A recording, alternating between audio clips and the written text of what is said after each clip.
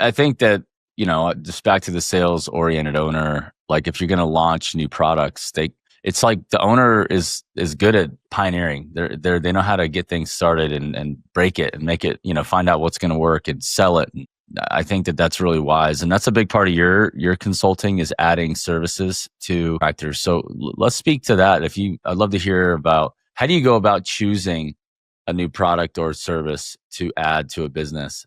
Does it depend on the market? Like, what are your thoughts and what do you factor in to your decision process when you give guidance on that, and why?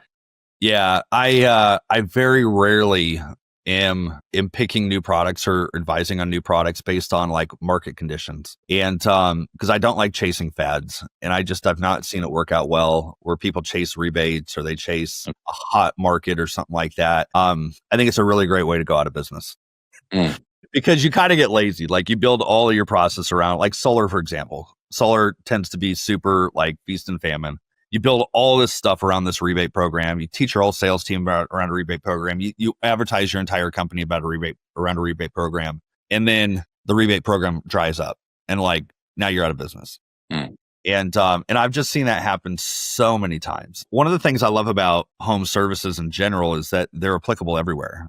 Oregon Coast needs roofs. Hawaii needs roofs. New York needs air conditioners. Those things exist all over the place. So what I look for when we look to launch a new product line into a company is what are the things that are easiest for the company to like, what's the easiest product for us to make sense to pick up and adopt right now?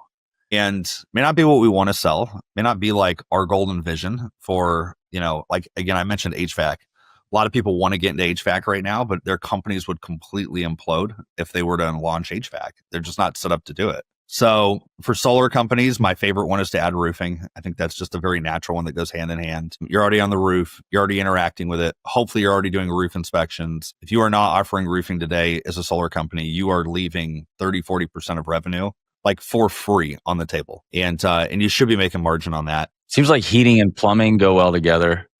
Heating and plumbing is great. Heating and air, AC, yeah. Plumbing. You got to think too, like those are products where you're in somebody's house. And so like windows and doors. And so the kind of execution we have when we have to go in somebody's house is different. Roofing and siding seems to go well together. Roofing and siding.